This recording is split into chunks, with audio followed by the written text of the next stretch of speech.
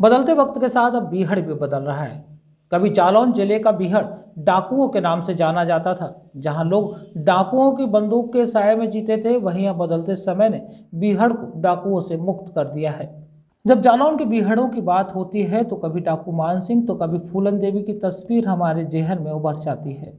इसके बाद कई कुख्यात डाकू जैसे निर्भय गुर्जर, लाला राम, श्री राम, विक्रम मल्लाह जैसे लोगों की यह धरती पनाहगाह रही है। न जाने कितने डकैतों की बंदूकों ने स्थानीय प्रधान से लेकर संसद सदस्य तक मंत्रियों की भाग रेखाएं लिखी। गोलियों की तड़तड़ाहट और बीहड़ के फरमान से प्रत्याशियों की तकदीर का फैसला लिखा जाता था। लेकिन अब बदलते भारत के साथ जालौन भी बदला है, जहां से डकैतों का सफाया हो चुका है।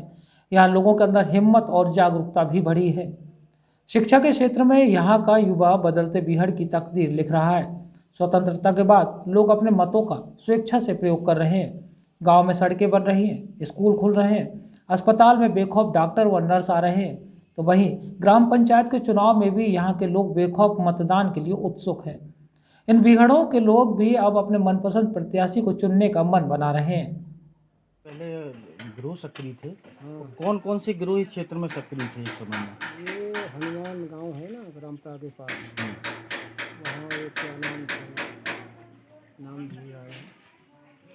कई डकैत थे अपने हाँ, जनपद में। कितने हाँ। कौन कौन से डकैत कई थे? डकैत थे। सरू का था, मलखान का था और बहादुर का था और कई डकैत थे हनुमान के। अच्छा, उस समय पंचायत चुनाव हुआ करते थे, उनमें जो है आपके क्षेत्र के लोगों को क्या क्या दंश क्या फरमान जारी पहले करते दबाव थे? भी डाल देते थे, तो वो दबाव के हिसाब डकैत क्या फरमान जारी करते थे? ये कहते थे अगर इनको वोट नहीं दिया फलाने को तो मार देंगे।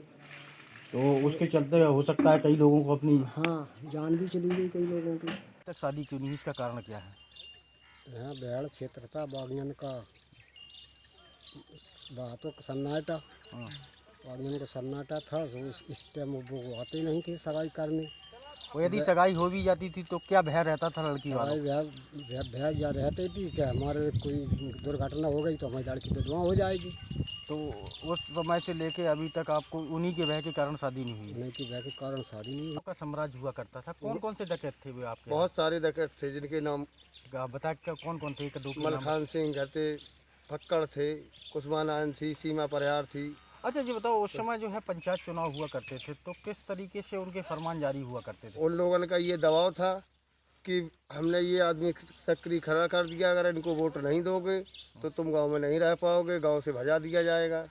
ज़बरदस्ती करवाते थे मतदान अपना ग्राम पंचायत में।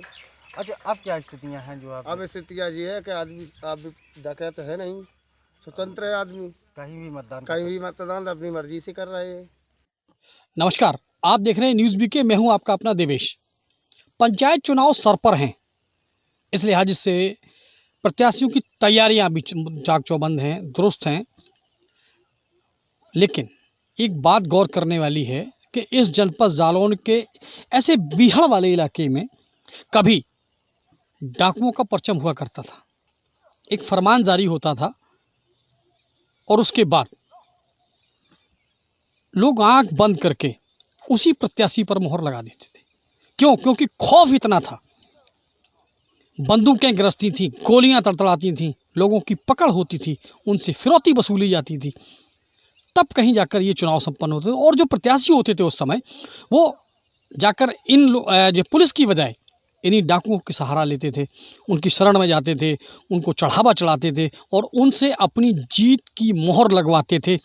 ऐसा था पहले का चुनाव। लेकिन अब वर्तमान परिवेश में बीहड़ बदल रहा है।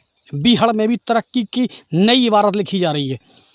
आज लोग डिजिटल हुए हैं, डकैतों का समापन हो गया है, डकैत खत्म हो गए हैं, तो लोग बेखौफ होकर अपना मत का प्रयोग कर रहे हैं और अपने पसंद के उम्मीदवारों का चयन कर रहे हैं और साथ ही इस देश के विकास में अपना विशेष योगदान दे रहे हैं। क्योंकि समय बदल गया है। कभी ज़माने में फूलन देवी, निर्भय गुर्जर, सीमा परिहार, कुसमानायन, विक्रम मल्लाह, ऐसे कई दर्जनों डकैत हुआ करते थे जो अपने एक इशारे पर सत्ता पलट देते थे, राजा को रंक बना देते थे और रंक को राजा बना देते थे।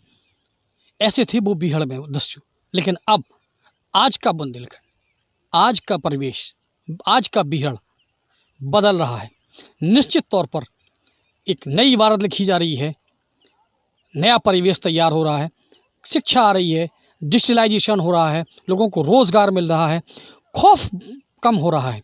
सबसे बड़ी बात एक और कि ऐसी बीहड़ों में जहाँ एक बार होता क्या था कि लोगों के रिश्ते आने कम हो गए थे, यानी कि आज भी इन बीहड़ों के बहुत से गांवों में ऐसे व्यक्ति हैं जिनकी उम्र 50-50, 60-60 साल हो गई है और उनको किसी ने शादी के लिए नहीं पूछा। क्यों?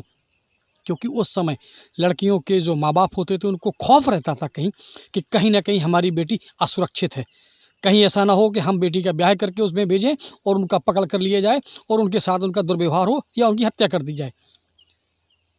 अब जब सब कुछ बदल रहा है तो गांव में खुशहाली भी लौट रही है, विकास की बयार भी बह रही है।